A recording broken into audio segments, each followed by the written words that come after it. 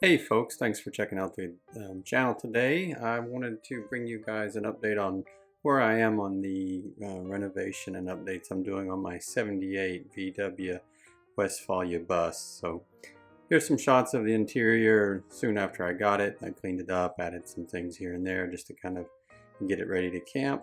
And then we kind of evaluated what we wanted to do. And this is me and my 14-year-old son. So we got a pretty good idea of what we wanted to jump on first, and we did. So as you can see here, I'm taking a look at the interior. You can see that the flooring, there really wasn't anything. There was that thin rubber mat. So we just started pulling that out, cleaning it up, getting it ready to go, and ordered some new carpet that was specifically cut to the 78 T2 bus. Since we ordered from the UK, we had some time to kind of prep for this, which was pretty difficult work, to be honest with you. It took a lot of scraping and cleaning, but we eventually got it prepped and ready and just about in time for the carpet to arrive.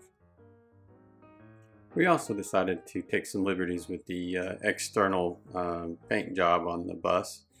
We both felt like it was important from the beginning to kind of make it our own and put our own stamp on it. So we pulled it into the garage, got some black paint, made some adjustments, which you can see here, and really just kind of, like I said, wanted to make it our own.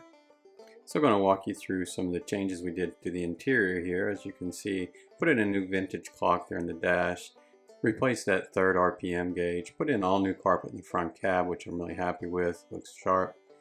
And then here you can see we made some modifications. It has a little bit of signage and some we've got some new prayer flags up there. All new bedding and pillows, including top and bottom bunks. Got a battery monitor for the new 12-volt auxiliary system I installed. New 12-volt outlets and some USB ports. You can see here we've got the one in the back end, which is turn off and on with touch, which is really cool. And then I also installed one on the other side of the downstairs bunk area. Okay, so next I put in all new ceiling slats. You can see there in the ceiling. Replaced that as well with birch and stained it. And of course it wouldn't be a camper without a paper towel holder.